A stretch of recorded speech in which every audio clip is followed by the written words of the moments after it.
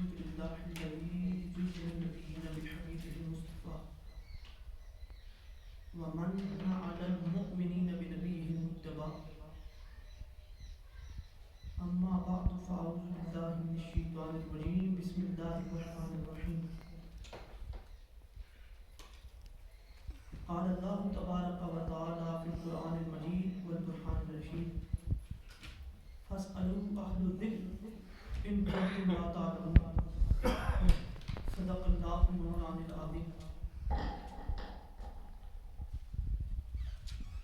وقال رسول الله صلى الله تعالى عليه وسلم اللہ فی اصحابی لا تتخذوهم غرضا بعدی احبهم فبحبی احبهم ومن ابغضهم فببغضی ابغضهم وقال قال رسول الله صلى الله تعالى عليه وآله وسلم انا مدینۃ العلم وعلی بابها وانا دار الحکمہ وعلی بابها صدق اللہ مولانا العظیم۔ ایک دفعہ محبت کے ساتھ آنکھیں بند کر کے تصور مدینے والے کا کر کے اس نیت کے ساتھ رسول اللہ کی ذات پر درود پاک پڑھیں کہ ہم یہاں سے پڑھ رہے ہیں، آقا مدینے سن رہے ہیں جو اہل سنت کا عقیدہ ہے، تو آنکھیں بند کر کے اپنے دل کی تارے مصطفیٰ کے ساتھ جوڑ لیں، مل کے پڑھیں الصلاۃ والسلام علیکہ یا رسول اللہ، الصلاۃ والسلام علیکہ یا رسول اللہ، وعلی آلک واصحابک یا نبی اللہ، وعلی آلک واصحابک یا نبی اللہ، الصلاۃ والسلام علیکہ یا نور اللہ، الصلاۃ والسلام علیکہ یا نور اللہ، وعلی آلک واصحابک یا حبیب اللہ، وعلی آلک واصحابک یا حبیب اللہ۔ نہایت ہی واجب الاحترام معزز حاضرین و سامعین، السلام علیکم ورحمۃ اللہ وبرکاتہ۔ وعلیکم السلام۔ اللہ تبارک و تعالیٰ کا شکر ہے جس نے توفیق دی اس کی پاک بارگاہ میں حاضر ہونے کی۔ اللہ تعالیٰ نے مہلت دے دی ایک اور جمعہ پڑھنے کی۔ سبحان اللہ۔ کتنے لوگ ہوں گے جنہوں نے پچھلا جمعہ تو ہمارے ساتھ پڑھا ہوگا یا کسی جگہ پر مسجد میں پڑھا ہوگا لیکن یہ جمعہ ادا نہ کر سکے، یا تو ان کو موت آ گئی، یہ ان کی قسمت، یا وہ اپنے دنیاوی کسی کام میں لگ گئی، یہ ان کی بدبختی، کیونکہ جو چیز اللہ کے ذکر سے روک دے یہ بہت بڑی بدبختی ہوتی ہے۔ اور ہم نے معیار بنا لیا ہے کہ اسلام فقط مسجدوں اور مدرسوں تک رہ گیا، ہم نے اسلام کو فقط مدرسوں اور مسجدوں تک قید کر کے رکھ دیا۔ علامہ اقبال بھی کہہ گیا کہ مست رکھو انہیں ذکر و فکر و صبح گاہی میں، پختہ تر کر دو انہیں مزاج خانقاہ میں۔ کہ انگریز اس وقت چاہتے ہیں کہ اسلام کو فقط مسجدوں اور مدرسوں تک قید کر دیا جائے، کیونکہ ان کو پتا ہے کہ اگر اسلام دوبارہ اقتدار میں آتا ہے تو پھر کوئی نہ کوئی شہاب الدین غوری ضرور پیدا ہوگا، پھر کوئی نہ کوئی خالد بن ولید کا جانشین ضرور پیدا ہوگا۔ وہ چاہتے ہی نہیں کہ اسلام اقتدار میں آئے، وہ فقط مولوی کو ایک مسلح تک قید کر رہے ہیں۔ تو اس حوالے سے بھی میں چند باتیں عرض کروں گا، اور حضرت علی مولا کائنات مشکل کشا رضی اللہ تعالی عنہ آپ کی ولادت 13 رجب المرجب جمہور کے قول، تو میں اس حوالے سے بھی آپ کے سامنے چند گزارشات رکھوں گا۔ آپ تمام لوگوں سے التماس ہے کہ بڑی توجہ کے ساتھ میری بات سنیے گا۔ میں نبی پاک کے ذات پر درود پڑھنے کی جو فضیلتیں ہیں ان میں سے ایک فضیلت بیان کر کے آگے چلتا ہوں۔ امام سخاوی صاحب القول البدیع، بہت بڑا نام ہے، علم حضرات جانتے ہیں کہ امام سخاوی کا حدیث میں کتنا بڑا نام ہے۔ تو آپ اپنی کتاب القول البدیع میں لکھتے ہیں کہ ایک شیراز کا شخص تھا، تو وہاں نہ کسی کا انتقال ہوا، تو جس کا انتقال ہوا وہ اتنا بظاہر نیک نہ تھا تھا، نہ کوئی اتنا بڑا نمازی تھا، نہ روزے رکھتا تھا. تو وہ کہتے ہیں کہ اگلے دن وہ کسی کو خواب میں آیا تو اس نے دیکھا کہ اس نے ہیرے اور جواہرات کے کپڑے پہنے ہوئے ہیں، سر پر سونے کا تاج پہنا ہوا. میں حیران ہو گیا، یہ اتنا نیک تو نہ تھا کہ اس کو یہ منصب عطا کیا جائے. تو میں نے پوچھا ما فعل اللہ بک، اللہ نے کیا معاملہ کیا؟ تو کہنے لگا اللہ نے معاف کر دیا، درجات بلند فرمائے، اور یہ جو منصب تو دیکھ رہا ہے نا یہ مجھے عطا فرما دیا. میں نے کہا میں یہی پوچھنا چاہتا ہوں کس وجہ سے، کون سا عمل دے کر اللہ تعالیٰ نے تجھے یہ منصب عطا کیا؟ تو وہ کہنے لگا اس ذات کی عزت کی قسم جس کے قبضے قدرت میں میری جان ہے، الصلاۃ علی کثرت رسول اللہ، میں حضور کی ذات پر کثرت کے ساتھ درود پڑھتا تھا، اللہ نے مجھے یہ مقام عطا فرما دیا. یہ وہ ذات ہے نبی کریم کی کہ فقط ہم جیسے گناہ گار نہیں بلکہ رب اپنے معصوم فرشتوں سے بھی اپنے حبیب کی ذات پر درود پڑھواتا ہے. سبحان اللہ. اور فرشتے تو دور کی بات، خدا خود اپنے حبیب کی ذات پر درود بھیجتا ہے. تو جس کی ذات پر خدا درود بھیجتا ہو اس کا مقام کیا کتنا اعلیٰ اور افضل ہوتا ہے. تو سوچ سکتے ہیں. تو جتنا ہو نا کوشش کیا کریں نبی کریم کی ذات پر درود پڑھا کریں. محدثین کہتے ہیں کہ قیامت کے دن بخشش اعمال پر نہیں ہوگی. یہ جو نماز پڑھتے ہیں نا بخشش اس پر نہیں ہوگی، نہ روزے رکھنے پر ہوگی. تو پھر بخشش کس پر ہوگی؟ فرمایا فقط رب کی رحمت پر ہوگی. اور وہ رب کی رحمت کب ملے گی؟ جب سرکار کی ذات پر درود پڑے گی. سبحان اللہ. تو کوشش کیا کریں درود پاک میں بہت کثرت کریں، جتنی ہو درود پاک میں کثرت کریں. آج آپ دیکھ لیں اپنے ملک کا حال. جب سے ہم نے رسول اللہ کے ساتھ رشتے کمزور کیے، حضور کے ساتھ اپنا تعلق کمزور کیا، ملک تباہی کے دہانے پر آپ کھڑے ہو گئے. جب سے ہم نے امریکہ کے ڈالروں کی طرف دیکھا، رسول کی خیرات کی طرف نہیں دیکھا، تب سے ملک کی معیشت تباہ ہونے کو ہے. ملک ڈیفالٹر پہ کھڑا ہے. کسی وقت بھی ملک IMF کے قرضوں پر اپنے ایئرپورٹ تو ویسے ہی بیچ چکے ہیں. تو ممکن ہے کہ ملک بھی بیچ دیا جائے، کیونکہ ملک کے حکمران وہ آ کر بیٹھ گئے ہیں جو بالکل نااہل تھے، جو اپنا گھر نہیں چلا سکتے، وہ پورے ملک کو چلانے کے لیے آ گئے ہیں. ہم نے رسول اللہ کے ساتھ جب سے رشتہ توڑا تب سے ملک تباہی کے دہانے پر کھڑا ہو گیا. لیکن آج بھی دیکھ لیں جب ملک میں آٹے کا بحران ہے، کھانے پینے کا بحران ہے، لیکن داتا کا لنگر ابھی بھی ختم نہیں ہوا. گولڑے کا لنگر آج بھی ختم نہیں ہوا. ملک تباہ ہو سکتا ہے لیکن گولڑے کا لنگر ختم نہیں ہو سکتا. کیوں؟ رشتہ سرکار کے ساتھ جڑا تھا. بزرگ حضرات موجود ہیں، یہ جانتے ہوں گے کہ جب 1965 کی جنگ لگی تھی تو اعلان کر دیا گیا تھا کہ ملک میں بہت بحران آ گیا، آٹے کی کمی ہوگی، پاکستان کے ڈپوؤں سے آٹا ختم ہو گیا. جو 2 روٹیاں کھاتے تھے 1 روٹی کھائیں، جو 1 کھاتے تھے آدھی کھائیں. ایک دن پاکستان کے وزیر کا اعلان تھا، دوسرے دن مصطفیٰ کے فقیر کا اعلان آ گیا.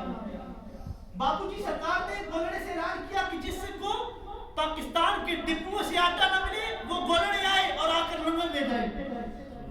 اتنا بڑا اعلان. ایک کے پاس دنیا کی قوت ہے، پیسہ ہے، امریکہ جیسا پاورفل ملک، ان کے پاس ڈالرز ہیں، وہ کہہ رہے ہیں کہ ملک میں بحران ہے. دوسرے دن ایک مسلح پر پھٹی چٹائی پر بیٹھنے والا کہہ رہا ہے کہ پورا ملک کھائے اور گولڑے سے لنگر لے جائے. اتنا بڑا اعلان کیسے کر دیا؟ کچھ عرصے کے بعد ایک بزرگ نے پوچھا کہ حضور باپو جی سرکار اتنا بڑا اعلان کر دیا، اگر لوگ جمع ہو جاتے تو کیا ہوتا؟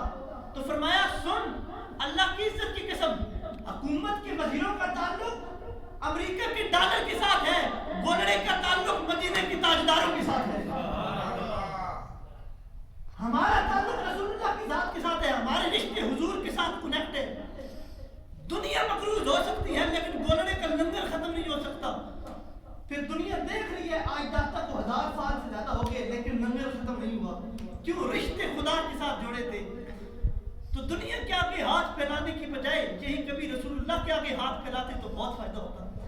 تیرے قدموں میں جو ہے غیر کی ٹھوکر پہ نہ ڈال، جھڑکیاں کھائیں کہاں دیکھ کے رستہ تیرا. حضور کے ساتھ رشتے جوڑے. تو یہ جو مجالس ہوتی ہے نا، یہ اتنی پاک اور بابرکت مجالس ہوتی ہیں کہ اللہ تعالیٰ اٹھنے سے پہلے بندوں کی گناہ بخش دیتا ہے. سبحان اللہ. ابھی اٹھتے نہیں ہیں اللہ تعالیٰ ان کی گناہ بخش دیتا ہے.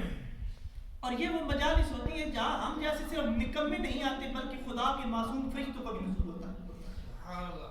میرے سامنے ایک حدیث پاک کھلی ہے کہ اللہ تعالیٰ نے کچھ فرشتے پیدا فرمائے ہیں جو دنیا میں سیاحت کرتے ہیں, پھرتے ہیں اور دیکھتے ہیں جہاں بھی اس کے خدا کا اور مصطفیٰ کا ذکر ہو وہ مجلس میں آ کے بیٹھ جاتے ہیں. اور جب وہ آسمانوں کی طرف جاتے ہیں تو اللہ تعالیٰ ان سے پوچھتا ہے کہ میرے بندے کیا کر رہے تھے, تم جن لوگوں کے پاس گئے وہ لوگ کیا کر رہے تھے؟ تو وہ کہتے ہیں تیری تسبیح بیان کر رہے تھے, تیری بزرگی بیان کر رہے تھے, تیری تکبیر بیان کر رہے تھے. تو اللہ فرماتا ہے ہر راؤنڈ کیا انہوں نے مجھے دیکھ رکھا ہے جو میری تسبیح کر رہے ہیں؟ تو فرشتے کہتے ہیں لا واللہ لا رونی, یا اللہ تجھے تیری قسم ہے انہوں نے تجھے نہیں دیکھ رکھا. تو اللہ فرماتا ہے اگر مجھے دیکھ لے تو ان کا کیا حشر ہوگا؟ تو فرشتے فرماتے ہیں لو رہو کا قانو اشد لقا عبادتا, اگر وہ تجھے دیکھ لے تو عبادت میں اور کثرت کے ساتھ مشغول ہو جائے. اگر تجھے دیکھ لے تو تیری اور کثرت کے ساتھ تسبیح بیان کرے, اگر تجھے دیکھ لے تو اور کثرت کے ساتھ تیری تکبیریں بیان کرے. تو اللہ فرماتا ہے وہ کیا طلب کر رہے تھے, کیا مانگ رہے تھے مجھ سے؟ تو فرشتے کہتے ہیں وہ یا اللہ جنت کا سوال کرتے تھے, وہ جنت کے طلبگار تھے. تو اللہ فرماتا ہے حل رہو کا, کیا انہوں نے جنت کو دیکھ رکھا ہے؟ تو فرشتے فرماتے ہیں لا واللہ لا رہو, مالک تیری قسم ہے انہوں نے تجھے نہیں دیکھ رکھا. تیری قسم تجھے دیتے ہیں ان لوگوں نے جنت کو بھی نہیں دیکھ رکھا. تو فرمایا اگر وہ جنت کو دیکھ لیں تو فرمایا وہ اور کثرت کے ساتھ عبادت کریں, اور کثرت کے ساتھ دعائیں کرنے لگے. پھر اللہ فرماتا ہے اور میرے فرشتوں کو بتاؤ وہ کس چیز سے پناہ مانگتے تھے؟ تو فرشتے کہتے ہیں مالک وہ جہنم سے پناہ مانگ رہے تھے. اللہ فرماتا ہے کیا انہوں نے جہنم کو دیکھ رکھا ہے؟ تو کہتے ہیں نہیں جہنم کو تو نہیں دیکھ رکھا. رب فرماتا ہے اگر دیکھ لیں تو کیا حشر ہوگا؟ تو فرشتے کہتے ہیں اگر جہنم کو دیکھ لیں تو اور کثرت کے ساتھ اس سے معافی مانگنے لگے, اور کثرت کے ساتھ تیری عبادتیں کرنے لگے. تو اللہ فرماتا ہے فرشتوں گواہ ہو جاؤ, مجھے اپنی ربوبیت کی قسم جتنے لوگ مجلس میں آئے ہیں ان کے اٹھنے سے پہلے ان تمام لوگوں کے گناہ میں نے بخش دیے. فرشتے عرض کرتے ہیں مالک ان میں ایک ایسا بندہ بھی آیا تھا جو فقط اپنے کام کے لیے آیا تھا, فقط اس کو اپنی حاجت تھی اس لیے آیا تھا. تو اللہ فرماتا ہے فرشتوں سنو یہ وہ میری سنگت والے ہیں کہ اگر ان سنگت میں کوئی بیٹھ جائے تو اس کی حیا کرتے ہوئے میں نے اس کو بھی بخش دیا. تو جو رب کی سنگت والے ہیں رب ان کا اتنا حیا کرتا ہے کہ فقط ان کی سنگت میں کوئی بیٹھ جائے تو اللہ اس کو بھی بخش دیتا ہے. تو یہ وہ مجالس ہوتی ہیں, ہر ہفتے میں ایک جمعہ ہوتا ہے, تو ضرور اس محفل میں جلدی آیا کریں کیونکہ اس سے پہلے فرشتوں کے رجسٹر بند نہ ہو جائے. کیونکہ ہماری نوجوان نسل کا یہ معیار رہ گیا, کیونکہ بوڑھے بزرگ تھے ان کے گھر سے یہ تعلیم دی گئی تھی کہ اپنے تعلق مسجدوں کے ساتھ قائم کریں. آج ماڈرن دور آ گیا, ہم ٹیکنالوجی میں آگے چلے گئے, ہم اپنے آپ کو بڑا سمجھ بیٹھے, ہم مسجدوں میں آ کر عالم کے بیان نہیں سننا پسند کرتے, ہم اپنا دین سمجھی بیٹھے, ہم نے فقط دین کو نماز روزے تک قید کر دیا. حتیٰ کہ دین کے اور بہت معیار ہے, اس پر ایک تفصیلی کلام ہے جو پورے کتاب اس پر, کیا دین فقط نماز اور روزے تک قید ہے؟ نہیں. تو قرآن پاک کی میں نے آیہ کریمہ تلاوت کی تھی. اللہ تعالیٰ فرماتا ہے کہ اے میری قوم جب تمہیں کوئی مشکل آئے تو حافظ قرآن سے سوال کرو. فَاسْأَلُوا أَهْلَ الذِّكْرِ إِن كُنتُمْ لَا تَعْلَمُونَ. جب تمہیں کوئی مشکل آئے تو حافظ قرآن سے سوال کرو. جاگ رہے نا سب لوگ؟ سبحان اللہ بولے. سبحان اللہ. جب تمہیں کوئی مشکل آئے تو حافظ قرآن کے پاس جاؤ. تمہیں نہیں پتہ کہ تم نے کپڑے کس طرح کے پہنے ہیں, تم حافظ قرآن سے پوچھو.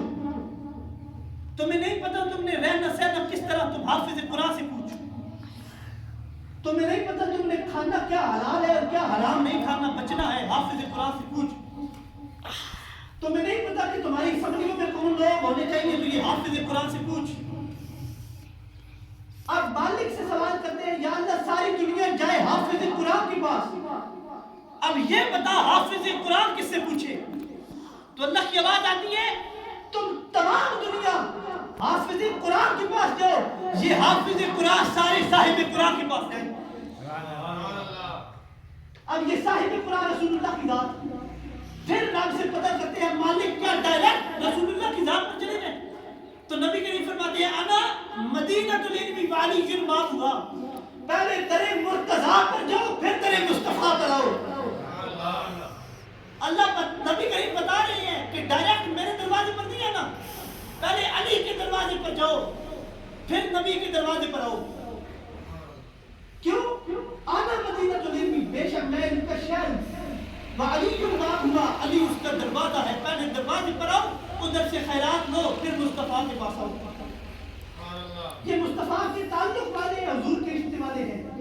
ایک دن 1.25 لاکھ صحابہ کرام موجود، نبی کریم نے فرمایا اللہ تعالیٰ نے تم 1.25 لاکھ میں سے میرے ایک صحابی کا دل اپنے لیے چن لیا، رب نے اپنے لیے چن لیا۔ توجہ طلبات، تو نبی کریم نے فرمایا، حضرت ابوبکر کھڑے ہوئے فرمایا یا رسول اللہ من ہوا، وہ کون ہے؟ نبی کریم خاموش رہے۔ حضور کے صحابہ میں اصرار بڑھا کہ شاید ہمارا نام آ جائے۔ عمر فاروق کھڑے ہوئے من ہوا یا رسول اللہ وہ کون ہے؟ تو نبی کریم نے فرمایا ہوا علی، وہ علی ہے۔ فقط علی نہیں فرمایا، فرمایا وہ جو میرے جوتوں کو ٹانگ کے لگاتا ہے وہ ہے۔ مولا علی حضرت نبی کریم کی جوتوں کو ٹانگ کے لگاتے تھے۔ اب اس سے محدثین نے استدلال کیا کہ یہ جو جوتوں کو ٹانگ کے لگانے والی بات نبی کریم نے کی، اپنی امت کو پیغام دے دیا کہ تمہارا کل ایمان میرے فقط جوتوں تک ہے، کہ تمہارے ایمان کی مکملیت میرے جوتوں تک آتی ہے، میرے نالین تک آتی ہے، اس کے آگے تمہارے لیے کچھ بھی نہیں ہے۔ تو ہمارے لیے فقط تمام نبی کریم کے نالین ہیں۔ فتح خیبر کا مقام، نبی کریم نے حضرت ابوبکر کو پہلے دن جھنڈا دیا، بہت جنگ ہوئی، شام ہو گئی، حضرت ابوبکر واپس آ گئے، وقت ختم ہو گیا۔ آج تو ایک ظہور احمد فیض نام کا بندہ، بدبخت بد نصیب انسان، اپنے آپ کو سنی کہلاتا لیکن مسلک کے بریلوی سے ہٹ چکا۔ اللہ کی عزت کی قسم، اگر اس وقت تم پہچان کرنا چاہتے ہو کہ کون سنی ہے اور کون سنیوں کے نام پر کھانے والا ہے تو دیکھ لو، جو احمد رضا کا نام لو، جس کے چہرے پر کھلواڑ آ جائے سمجھ لو سنی ہے، جس کا چہرہ بگڑ جائے سمجھو 2 نمبر پتہ ہے۔ اس بد نصیب نے کتاب میں لکھا کہ حضرت ابوبکر شکست خوردہ ہو گئے۔ ہماری کیا حیثیت کہ ہم حضرت ابوبکر کو شکست خوردہ گئے؟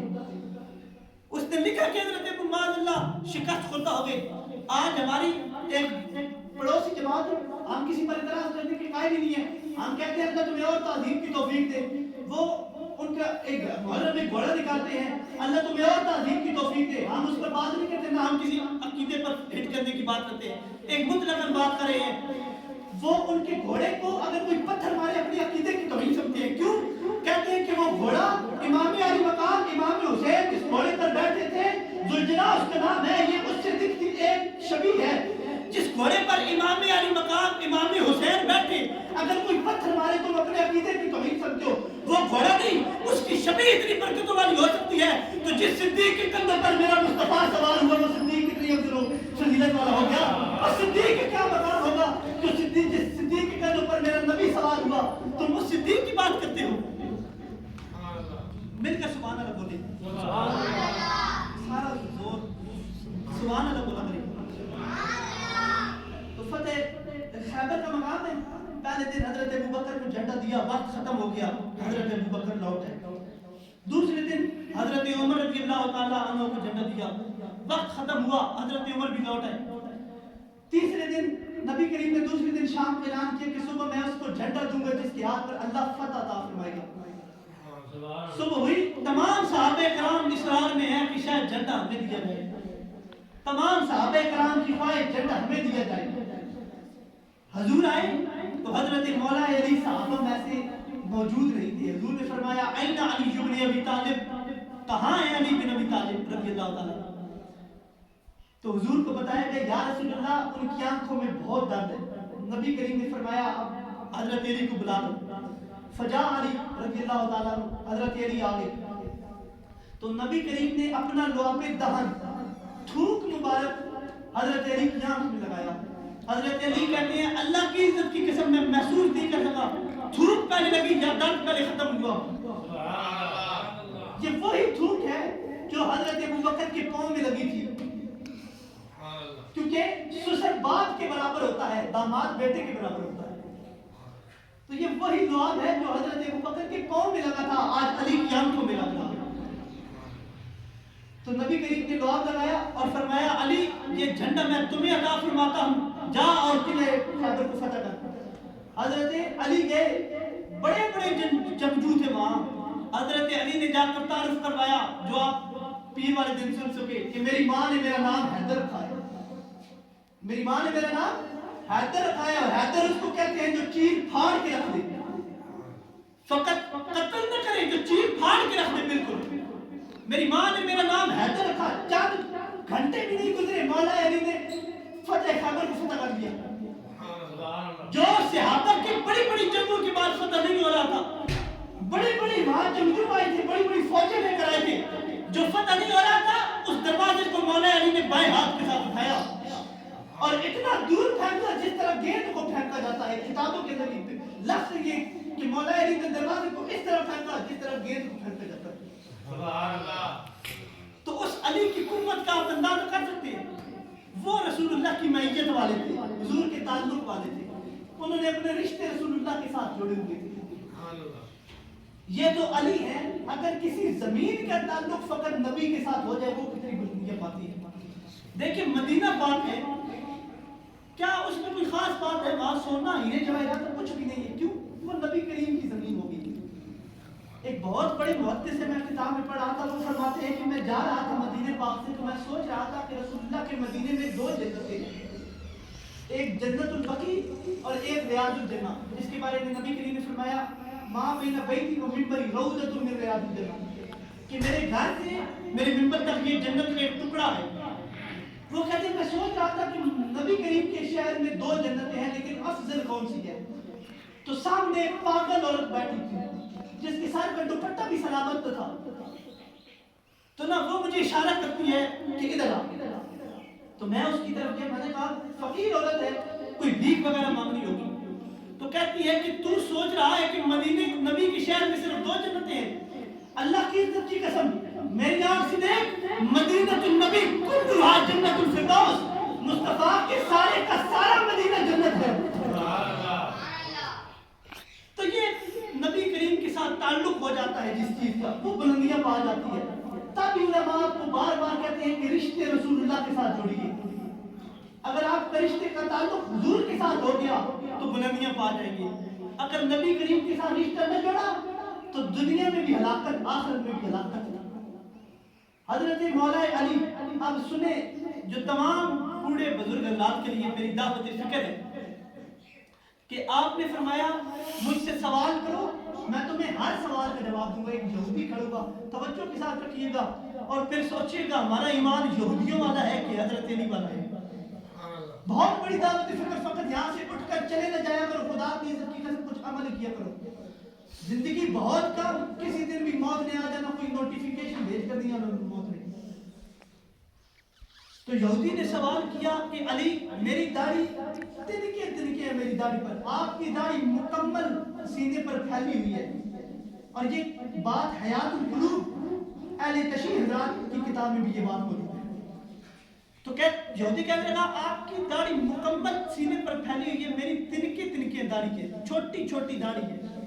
تو حضرت مولا علی نے قرآن پاک کی آیہ کریمہ تلاوت کی کہ اللہ تعالیٰ پاکیزہ زمین کو خوب سرسبز و شاداب کرتا ہے اور گندی زمین پر اگاتا نہیں ہے. حضرت علی نے فرمایا او یہودی سن, میرے ایمان کی وجہ سے میری زمین سرسبز و شاداب ہے, تیرا ایمان یہودیوں والا ہے اس لیے تیری زمین سرسبز و شاداب نہیں. اب مجھے بتائیے کہ ہمارا ایمان علی والا ہے یا یہودی والا ہے؟ ایک بہت بڑا سوال آپ کے سامنے رکھ رہا ہوں. ہم داڑھیوں کو رسول اللہ کی سنت کو نالیوں میں بہا دیتے ہیں, کس لیے؟ خوبصورت دکھنے کے لیے. ابھی تک ہمیں حیا نہیں ہے کہ موت آ جائے کل کیا قبر کے اندر رسول اللہ کو کیا منہ دکھانا. ساری زندگی ہم نے حضور کے نعرے لگائے لیکن اگر داڑھی ہی نہ رکھ سکے فقط تو پھر زندگی کا کیا فائدہ؟ پر میدان معاشر میں اگر رسول اللہ نے پوچھ لیا کہ میں نے سنت کو تو اپنی نالیوں میں بہاتا رہا تو بتائیں ہم کیا جواب دے سکیں گے؟ تمام حضرات موجود ہیں، میں بات بڑی سخت کر جاتا ہوں لیکن کیا ہے کیونکہ میں جس اسٹیج پر بیٹھا ہوں یہاں سے اگر حق نہیں بیان کرنا تو پھر فائدہ کیا بیٹھنے کا؟ پھر میرے آنے کا فائدہ کیا ہے؟ میرے پڑھنے کا فائدہ کیا ہے اگر میں حق بات ہی نہ بیان کر سکوں؟ تو بتائیں ہماری داڑیاں کدھر ہیں؟ تو نیت کر لیں کہ رسول اللہ کی یہ جو سنت ہے اس کو ضرور اپنائیں۔ زندگی کا کوئی پتہ نہیں، یہ جمعہ میں ہوں، اگلے جمعے کو شاید میں قبر میں ہوں، تو نیت کر لیں آج کہ ہم اللہ کی بارگاہ میں آئے ہیں، ایسی توبہ کر کے اٹھے کہ پھر کبھی مالک ناراض نہ ہو، ایسا رات کو راضی کر کے اٹھے۔ انسان سے گناہ ہو جاتے ہیں، خطا کا پتلا ہے، لیکن بڑا انسان وہی ہوتا ہے جو معافی مانگے۔ تو رب کے آگے معافی مانگنی ہے، کسی بندے کے آگے تو معافی مانگنی نہیں ہے۔ تو کیونکہ وقت ختم ہوا تو میں تمام لوگوں سے التماس کرتا ہوں ان تمام باتوں پر غور کریں۔ وما علینا الا